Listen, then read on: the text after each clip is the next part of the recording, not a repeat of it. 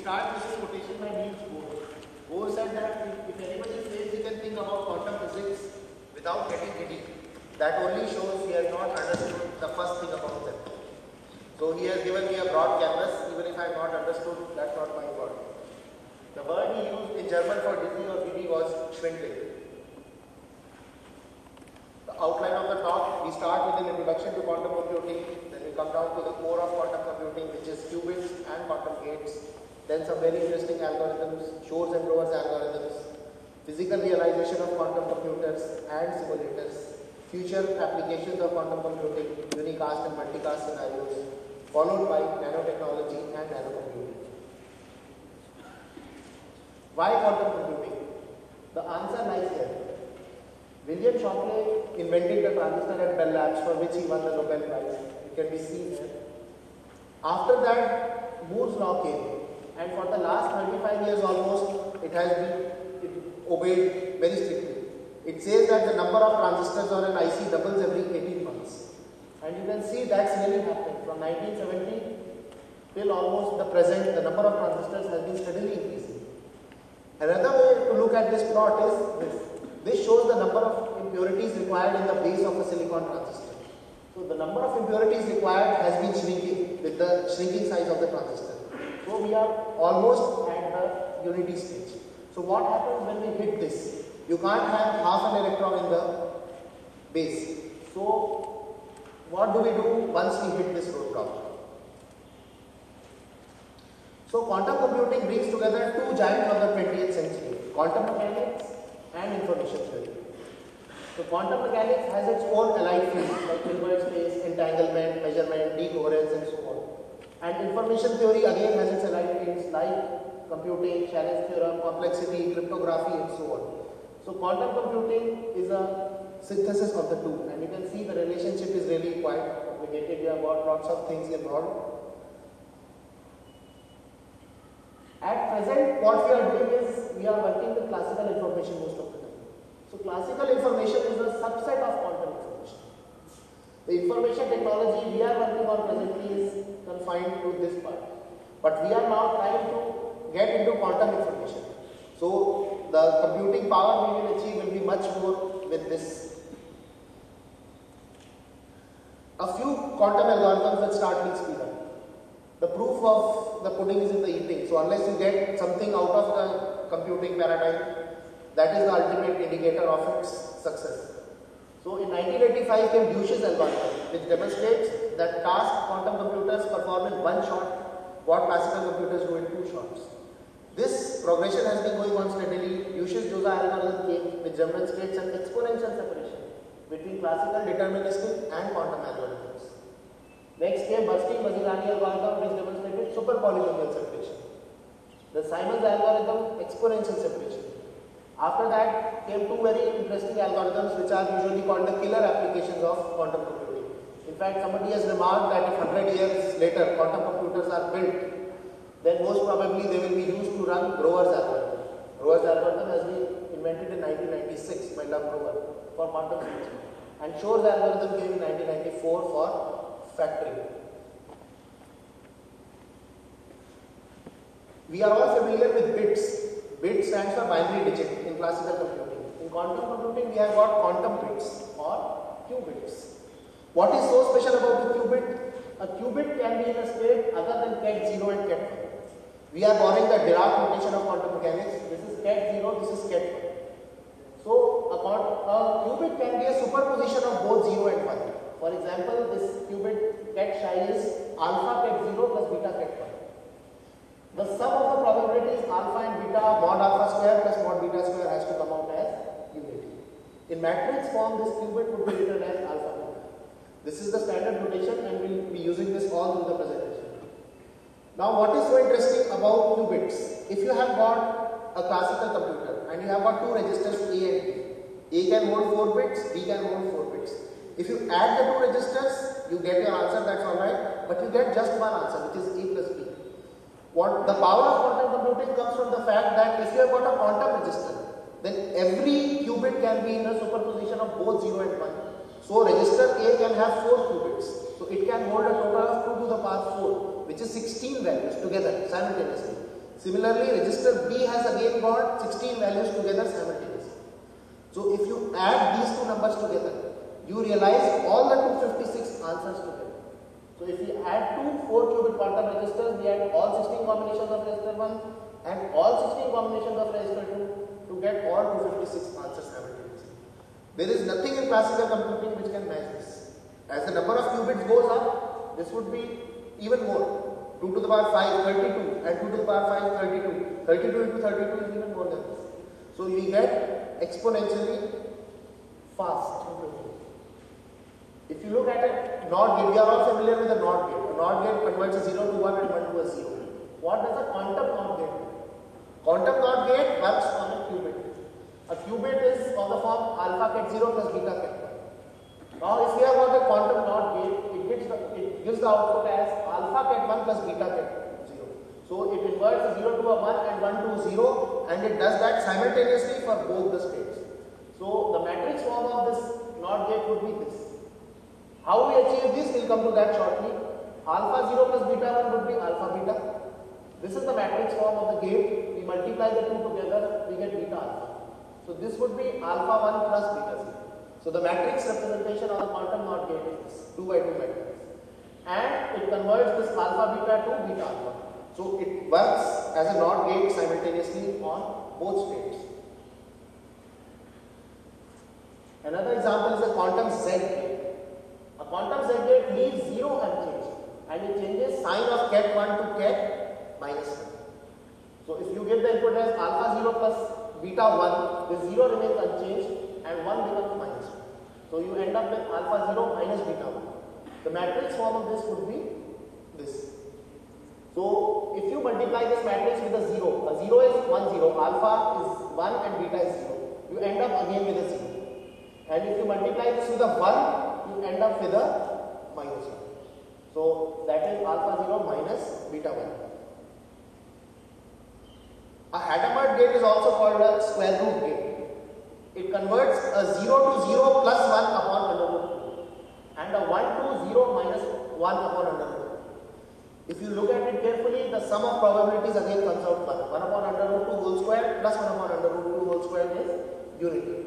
So if you give the combination alpha ket 0 plus beta ket 1, that gets converted to alpha 0 plus 1 by under root 2 plus beta ket 0 minus ket 1 upon under root 2.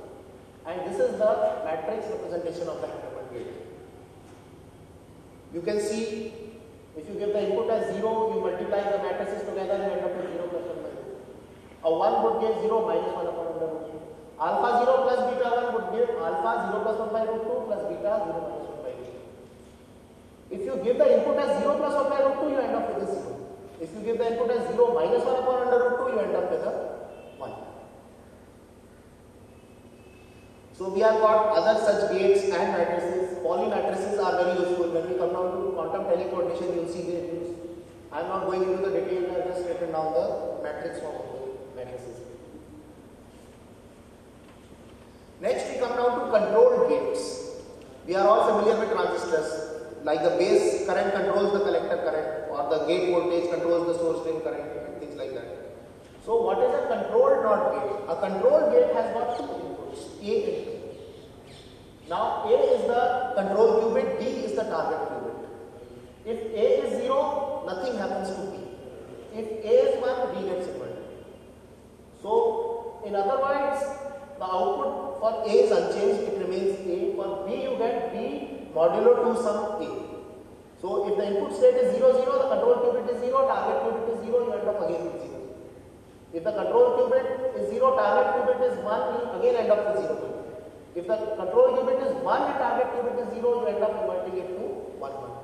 And if both are 1, you end up with a 1 0. So this is an example of a controlled NOT gate.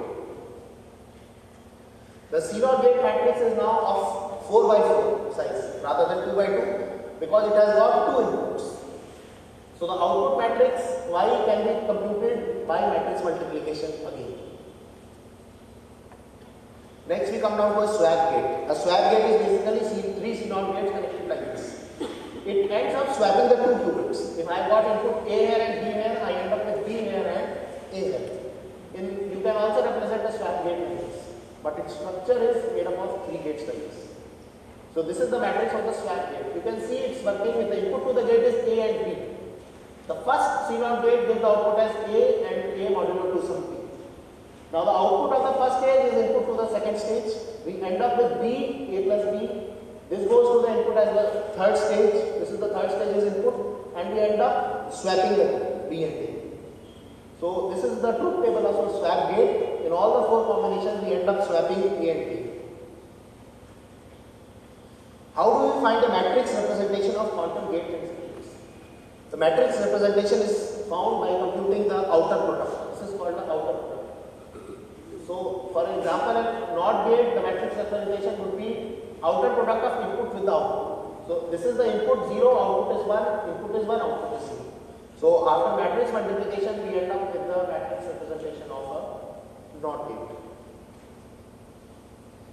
Same thing you can continue for a swap gate. If you give the input as 0, 0, you end up with 0, 0. So this would be the matrix product of the two. You add all the four matrices, this is the matrix for the swap gate.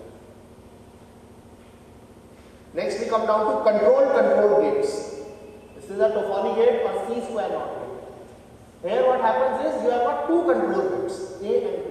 If both of them are 1, only then C is inverted.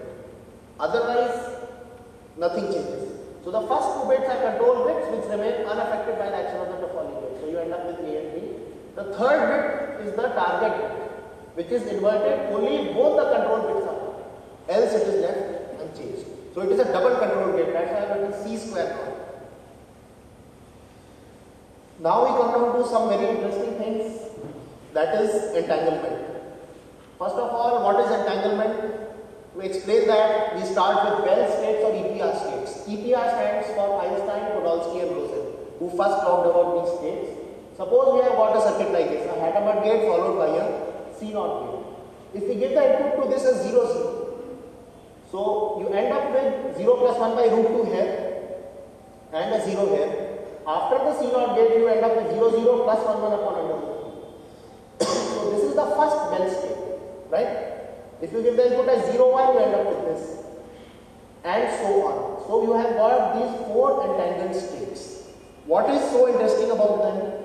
The fact that there are no single cubic gates A and B, such that ket psi is ket A to ket B. You can't decompose this into ket A to ket B.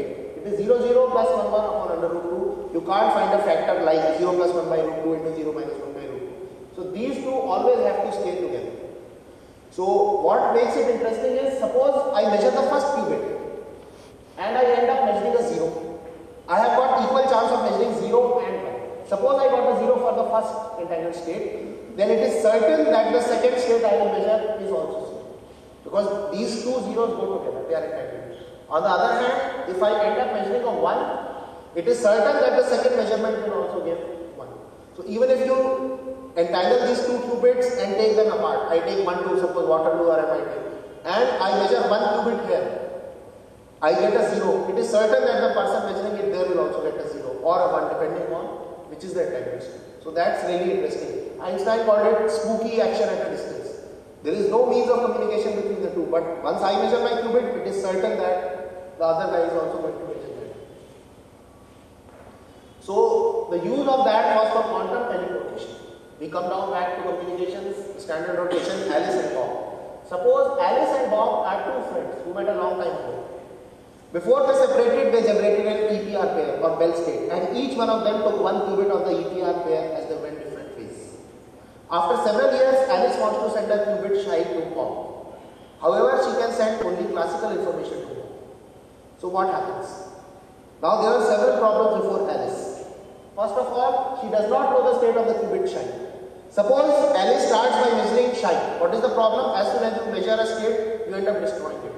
It is 0 plus 1 upon under root 2, for example, or alpha 0 plus beta 1. If I measure it, I end up with the classical answer 0 or 1. That state is now destroyed. It is no longer a superposition of the two.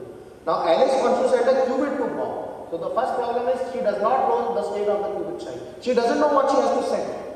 Second thing, even if she tries to determine the state psi, describing it precisely takes an infinite amount of information. Since the probabilities alpha and beta, they can take on any values to any number of decimals. So it has got infinite amount of information. And And even if she determines psi, it would take infinite time for Alice to describe the state to Bob, because you got infinite information. Second thing, she can communicate only over a classical communication channel. She wants to send a quantum bit, but she's got just a classical communication channel. So what happens? Now these two are Alice's qubits. The top two lines are Alice's qubits. Last one is Bob's qubit. Before they separated, they entangled these two states. Alice and Bob have got this beta 00 state entangled. Once they separated, Alice went her own way and took the first qubit. Bob went his own way, he took the second qubit. Now what happens is, this is the quantum teleportation circuit. Here, what happens is that you end up separating Alice and Bob, but still, if they have got a classical communication channel, Alice can send a qubit to Bob. The way it works is, psi 0 is psi into beta 00, which is the entangled state. So you can expand it like this. Alpha 0 plus beta 1 into the entangled state. Psi 1 is after the C0 gate. So you end up with this state. Psi 2 is after this Hadamard gate. So you have got 4 terms here. This is very interesting because you have got 0, 0, 0, 1, 1, 0 and 1, 1, all the 4 states, but each one has got associated with a different qubit. Alpha 0 plus beta 1, alpha 1 plus beta 0, alpha 0 minus beta 1, alpha 1 minus beta 0. So for example, if now what is done, Alice measures her qubits. Now there are 4 possibilities. The 4 possibilities are, Alice measures the 0, 0. In that case, she has got 0, 0. She measures 0, 0, so she has got alpha 0 plus beta. Bob ends up with alpha 0 plus beta 1. If Alice measures 0, 1, Bob ends up with alpha 1 plus beta 0. If Alice measures 1, 0, Bob ends up with this, and so on. So in these 4 possibilities, Bob can always come back to alpha 0 plus beta 1. The way this is done is, if Alice measures 0, 0, Bob has got psi. If Alice measures 0, 1, Bob has to use a poly X gate. He has got alpha beta, he wants to enter, he has got beta alpha, he ends up with alpha. If Alice measures 1, 0, he has to use a poly Z gate. And if Alice measures 1, 1, then Bob has to use a poly X gate and a poly Z gate. So he ends up again with alpha and beta. Some interesting facts about quantum teleportation. First, faster than light transfer of quantum information is not possible through teleportation, as the classical communication channel is involved in between, which prohibits speeds faster than light. The interesting part is, even though quantum information is being transmitted, we are using only a classical channel. So this is the classical channel between Alice and Bob. This is the only way they are communicating. So you can't have faster than light communication. Second, it might appear at first glance that a copy of the quantum state has been teleported. However, it is illusory, since after teleportation, only Bob has his qubit in the state psi. So Alice has managed to send the qubit across to Bob, but Alice has no longer got that qubit with her. She has just one copy and that has been sent to Bob. So after teleportation, Alice destroys her qubits and she has got 2 classical bits, 0, 0, 0, 1, 1, 0, 1, 1, and the quantum bit she has sent across to Bob. This is a quantum entanglement setup based on lasers, which has been used to verify presence of entangled photons in the system. Next, we come down to quantum communication. I will go through it very briefly. We have a vision talk by Dr. Scott Aronson. We are glad he is there. And in that, you will get to hear more of this stuff. But quantum communication, the advantage is any eavesdropping is detected by an error in the check bits. The reason is, if Alice and Bob are communicating and Eve is the eavesdropper, and she catches hold of the qubit between them, and she measures the qubits. So the net result is Eve destroys the qubit, because as soon as you measure a qubit, it collapses. So she can no longer send it across to Bob. So immediately the eavesdropping is detected. Alice and Bob will always be able to discover that Eve has been listening to the line. This is a quantum communication setup realized at ETH in Geneva, which has been used to verify this quantum communication ideas. Next, we come down to an even more interesting application, Shor's factoring algorithm. Factoring is at heart of cyber security or RSA crypto system. What is that? Now we have got e-commerce, e-business and all that, your credit cards. So what is the transaction security? The transaction security is the fact that it is very difficult to factor large numbers. I have got one part of the factor, the bank has got the other part. Only if the two of us communicate, I send my part of the factor, they multiply the two and check whether I have got the correct factor by. That is the reason why factoring is at the heart of cybersecurity. So Shor's algorithm reduces factoring problem to another simple problem, which is order finding. Factoring is difficult because suppose I ask you how much is 29083 x into y. You can't answer this question straightforward. You will have to do some paperwork. So for example, the number n is the number which you use to factorize, n is 21. What is done is a random number x is chosen between 1 and 20. Now suppose n is 21 and x is 2. What is done is number r is chosen such that, and for every state we compute XR model. So for example here r is 2. So it becomes 2 to the power 0 by 2 minus 1, 2 to the power 1 by 2 minus 1 and so on. So we complete this table 1, 2, 4, 8, 16, 11 and we see that the sequence keeps repeating. Now the period of this sequence is the order. So in this case the order would be 6. So we can evaluate the factor as GCD of n and XR model. So the GCD of 7 and 21, which is 7, is indeed a factor. Now, use of quantum computers for order finding. The advantage of quantum computers is you don't have to do this process step by step. A quantum computer does this simultaneously for all the states. So if you have got a quantum Fourier transform to help you out, this is the 3 qubits quantum Fourier transform circuit, which can be used for this. So the factoring problem is equivalent to order finding problem. That's the interesting result I showed. And all the steps in the algorithm can be performed efficiently on a classical computer, except the order finding part. If you have to find the order, this process has to be done stepwise for every number, but a quantum computer does it simultaneously. Next we come down to Grover's search algorithm. Grover's algorithm is very interesting.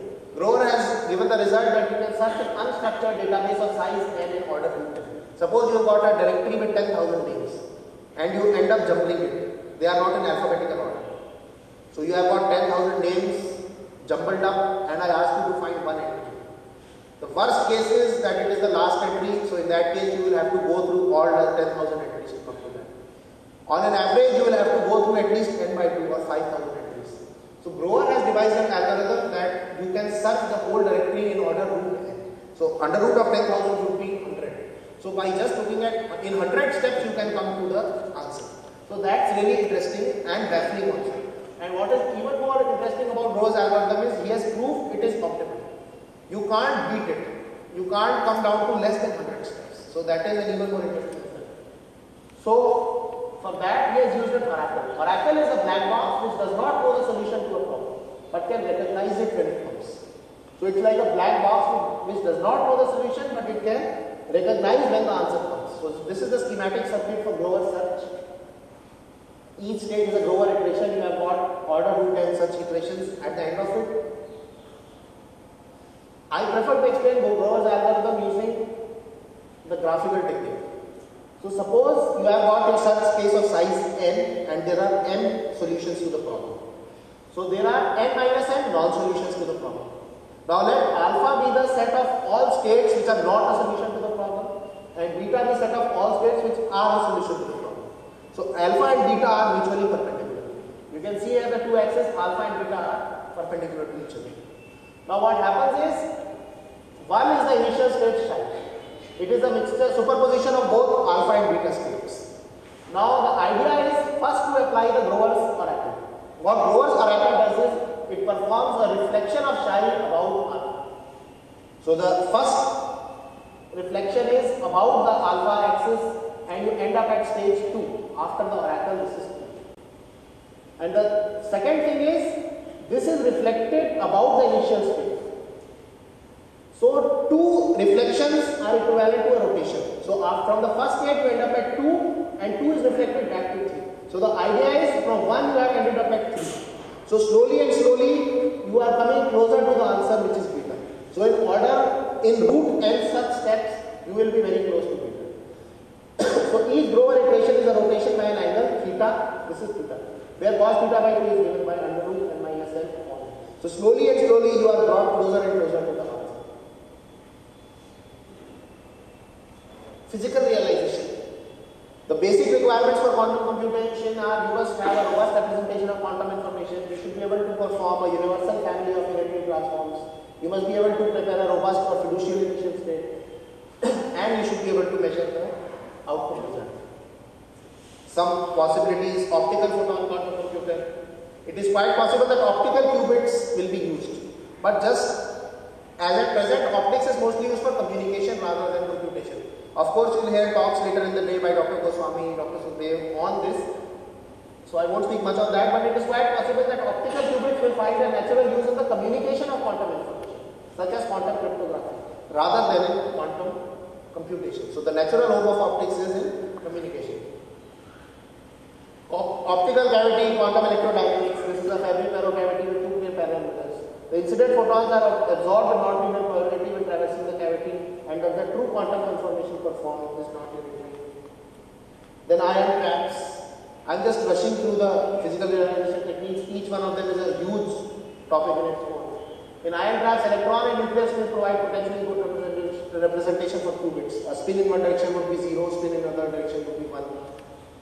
So the drawback is the experiments performed have used only a single spin and only 2 qubits, which is not really useful. You don't want a 2-qubit quantum computer. You have got processors now 32-bit, 64-bit. You don't want to come back to 2 qubits. But of course, you have got a promise. These technical limitations may someday be overcome and lifetimes can be extended by technological surprise. Maybe these trap bands could be less than of qubits in a quantum computer someday. NMR, direct manipulation and detection of nuclear spin states using radio frequency electromagnetic waves. This is an NMR quantum computer at Institute for Quantum Computing, University of Waterloo. University of Waterloo and MIT are working together to realize quantum computers, and it is quite likely they will be really successful. Using NMR, researchers created a 7-qubit quantum computer with a single drop of liquid. A company in D-Wave in Canada has made a 15 or 16-qubit quantum computer, they claim, but it remains to be verified. This latest advance could lead to computers that use quantum bits or qubits for information processing. Silicon quantum computer. The advantage of silicon is we are so familiar with it. All our computers are based on silicon. So the approach to building a solid-state quantum computer is by exploiting quantum states of artificial atoms and molecules built in semiconductor quantum dot systems. The advantage of using silicon is we are familiar with it from years of building classical computers. So someday on your processor, instead of Intel inside, you can have spins inside, quantum processor. But sitting here, you don't have to wait to realize a quantum computer to start working on quantum computing. You have got software simulators with which you can test out your ideas. Even on a desktop PC, you don't need a NMR machine or laser-based setup to start working on quantum computing. An example is quantum qubit simulator. You have got very easy controls, Windows-based, and you can realize big quantum circuits. For example, this is a Hadamard gate, 2 Hadamard gates.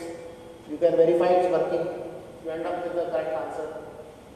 And options like getting the answer in vector form or transfer matrix. Then another software is QCAD, CAD for quantum computer simulator, which is a graphical design environment for quantum circuits. You can have a quantum simulator for several gates, and you can export the EPS and bitmap file of circuits designed by QCAD. I think some of the students must have got this book in their kit. All these are included in the CD ROM. So this is a blank circuit in QCAD. There is no limitation. You can go even to higher number of qubits. You can calculate the answers, get the answer in qubit form. QUAC. QUAC is quantum computer simulator for MATLAB. All commands operate from within the MATLAB environment. So the advantage is they are all familiar with MATLAB. You have got small codes there, H gate, Z gate, NOT gate, and so on.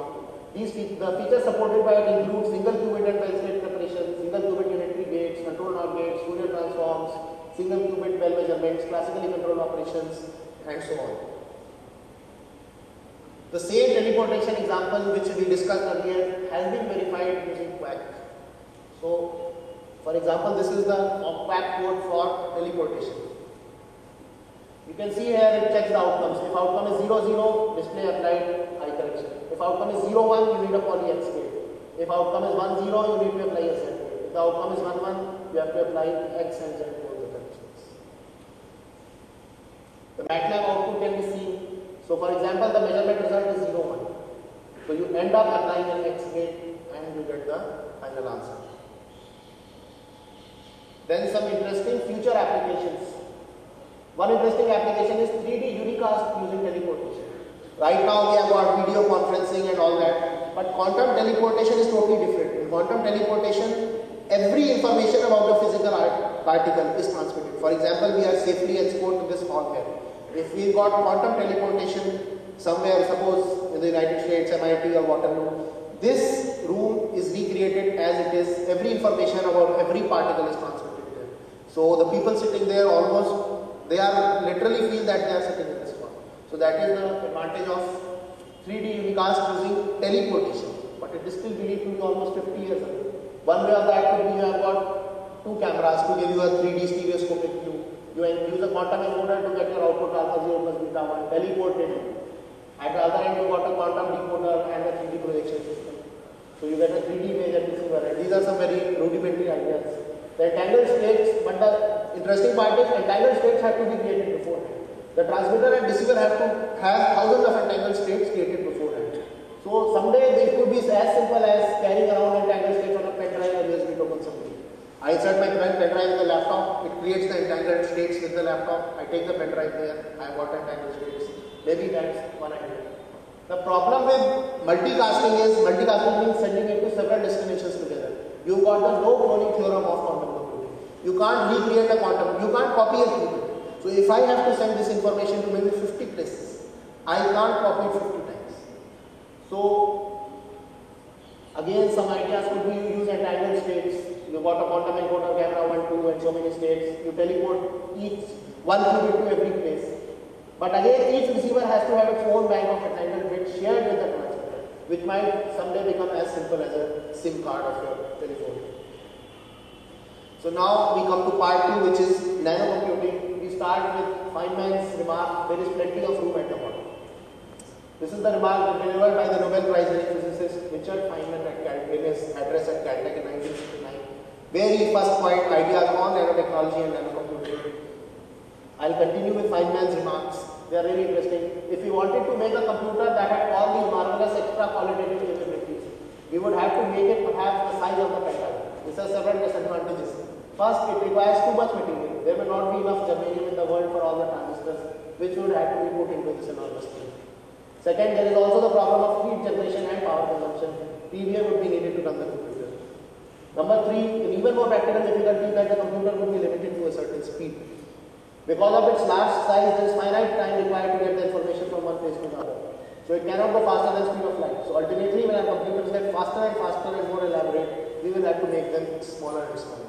So he visualized this long time. This is Shockley's first transistor at Bell Labs in 1947. Next came integrated circuits. The integrated circuit was invented independently in 1959 by Jack Kilby and Robert Noyce. What they said that time was, what we didn't realize then was that the integrated circuit would reduce the cost of electronic functions by a factor of 1 million to 1. Nothing had ever been done for anything before on that scale. If automobile speed had increased similarly over the same period, you could now drive from San Francisco to New York in about 13 seconds. So that is the kind of advantage offered by nanocomputing. Definition of nanocomputing: use of distinct properties of structures on the scale of 100 nanometers of scale to solve complex mathematical or logical problems or to accomplish any of the tasks that we expect of our computers. There is another interesting definition of nanometer. They say it is the amount by which your nail grows in a second. So you can really imagine how small is a nanometer. Nanometer would be 10 to the power minus 9 meter. So it is the amount by which a nail grows in a second roughly.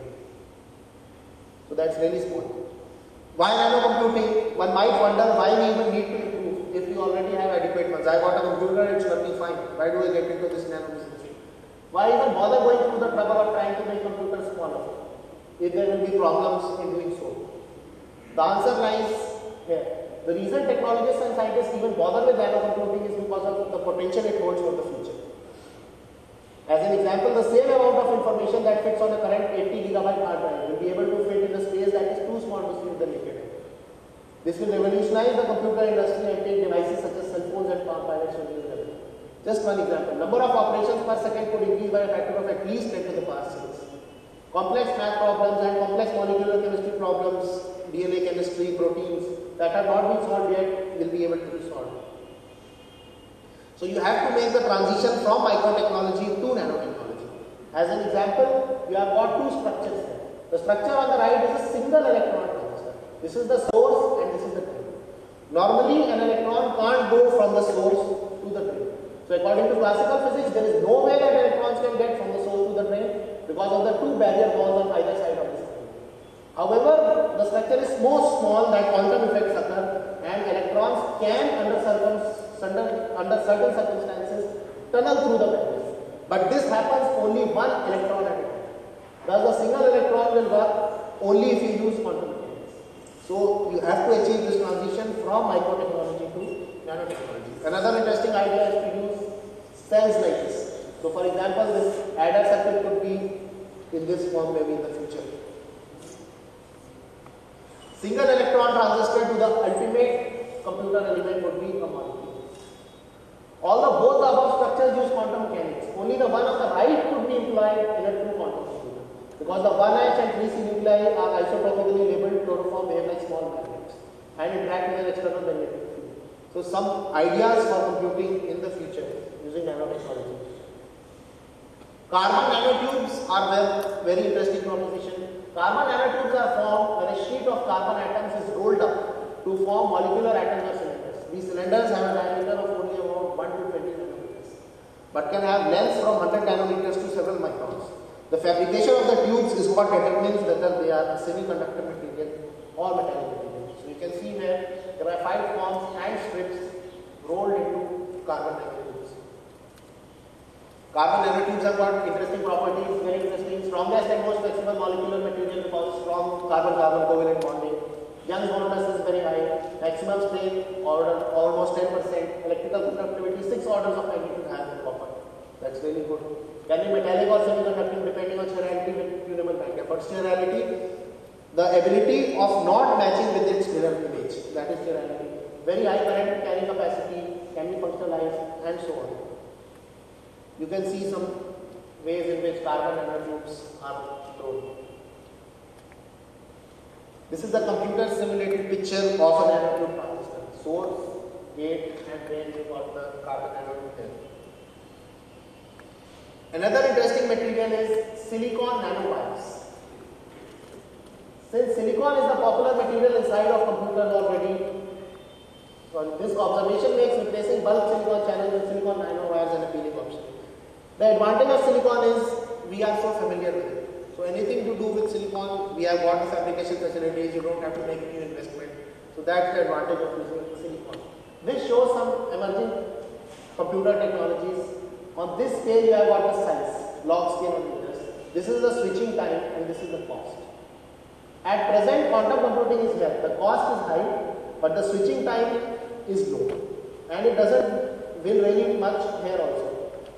If you look at other ways like biologically inspired computing, I think Dr. Sukhdev will talk about it later in the day, or optical computing as Dr. Goswami. So you can see where each technology is currently placed. So with respect to the current silicon CMOS technology, the various other new computing paradigms can be analyzed here based on each criteria, the cost, switching time and size. Molecular computing is here. The cost is low but the switching time is more than quantum computing. And the size is almost on the same axis. Some more potential applications of nanotechnology. Expansion of mass storage electronics to huge multi-terabit memory capacity, increasing by 1,000-fold the memory storage per unit. IBM has announced a technique for transforming iron and platinum into magnetic equivalent of gold, which would be a nanoparticle that can hold a magnetic charge for as long as 10 years. This breakthrough would radically transform the computer disk drive industry, making materials and products from the bottom up. That is, by building them from individual atoms and molecules. Bottom-up manufacturing should require fewer materials and pollute less. Developing materials that are 10 times stronger than steel, at a fraction of the weight. Improving computing speed and efficiency of transistors and memory chips by factor of millions. Using gene and drug delivery to detect disease cells. removing finest contaminants from water and air to promote a cleaner environment and portable power. Some applications of nanotech. Next we come down to nanocomputing with imperfections. When you go smaller and smaller, it is more difficult to fabricate things and you end up with imperfections. So you can have permanent faults, intermittent faults or transient faults. So permanent faults are because of physical defect, intermittent faults, stop and start faults, transient faults due to temporary environment conditions. So you can do nanocomputing in the presence of defects and faults. To maximize the reliability of the system based on nanoscale devices for a given or minimal cost, we expect that it may require a combination of techniques at various levels of abstraction from the device to the application level. As an example, extremely high degree of hardware reliability may not be necessary if the application itself can handle a certain degree of noise in its data. In such a case, it may not be cost effective to use extreme levels of redundancy when the application does not require it. So some ways of redundancy are modular redundancy. Triple modular redundancy, you've got 3 modules for the same thing. You take the majority of vote. So in case one device goes down, you still have got the majority vote in your favor. Then N modular redundancy, which works till floor N by 2 module failure. So the advantage of NMR over TMR is NMR will correctly compute the output of multiple defects or faults in floor N by 2 of the modules. Then reconfiguration. Each cell can receive configuration commands from adjacent cells and in turn can send reconfiguration commands to neighboring cells. If something goes wrong in one part of your, suppose, cell in the body, what happens that joining cells take over its function or they try to heal the wound or whatever. So we are trying the same idea. This allows a cell or collection of cells to monitor the neighbor's activities, detect erroneous behavior, disable defective neighboring cells and relocate damaged segments of the circuit to other locations. Then fault simulation. Test beds are there. Next interesting idea is defect tolerance, which is you have got very large reconfigurable fabrics and the fabric has got the capability to reconfigure itself and repair faults. So for example, a nano block is the smallest configurable logic block of a nano fabric, and a nano fabric would consist of many regularly tied nano blocks interspersed with routing resources. In such cases, you need to do identification of defective components. You've got a sheet, huge sheet like this of nano fabric, very largely configurable fabric. Of course, you have faults in that. So, identification of defective components needs to be done to isolate these faults. So, for that, if you've got a small defect rate, suppose here, you do the testing vertically and horizontally, so you end up detecting the fault. But in case of high defect rates, it won't really work out because you get a lot of errors in that case. So you can test a nano fabric in a wave-like manner like this. Then cell matrix. A cell matrix is used for overcoming manufacturing defects. You discard any hardware that is not perfect, repair or remove and replace individual defects, build redundancy into the hardware and a means to use only perfect resources within the hardware. Use logic designs that can function despite defects or runtime faults. Or you perfect the manufacturing technique so that it creates no defects. That's the ultimate goal. Then guard wall is another interesting idea. If something goes wrong, you build a guard wall around it. So the construction of a guard wall can be seen for a 2 cell-like defects. These 2 black ones are the defective. So a guard wall is built around it by the other cells. Next you come down to another interesting idea, which is quantum dots. Quantum dots are nanostructures created from standard semiconductor materials such as indium arsenide and gallium arsenide.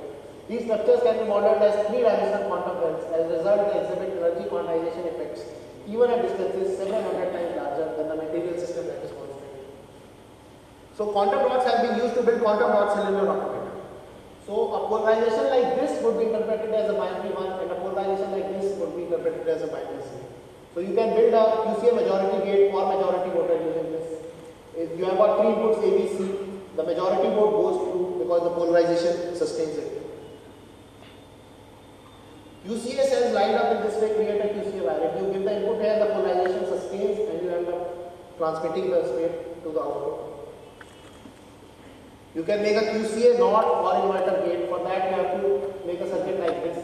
The immersion takes place here. One is being transmitted and here the polarization changes to 0. Then another interesting thing you need, another important thing rather you need in electronic circuits is fan-out, multiple copies. So QCAs have that property. You give the input and you can, the polarization can be detected simultaneously at several outputs. Then you have got a QCA inversion chain. This is is a 1 0 1 0. At every stage the output gets, you apply a NOT gate at every stage. So 1 becomes a 0 0 1 and so on. The interesting thing about QCM merging chain is, suppose I have got a plain link like this and an inversion chain. The two can cross each other without any interference. So the 0 is transmitted straight as it is, and this inversion chain also works simultaneously. You got QCM designer software. This example shows a simple 4-bit processor layout. So there are software tools also for that. Molecular computing is just one slide I have included. You'll hear a lot of this in the other talks later in the day. You've got molecular electronic switches, bacterial or oxygen-based computers. I think Dr. Sukhdev will talk about them. In these circuits, the notion is of harnessing individual molecules at nanoscales for computational purposes. And in fact, molecular computing started with Edelman's experiment of Hamiltonian path problems and so on. You'll hear more of this in the day. Then some more ideas. Optical computing. You've got Dr. Goswami's talk later in the day on the power of coherence. If you want more ideas on this, you can see this book. I believe the students must have got it in the kit. I give a copy handy in case I forget something.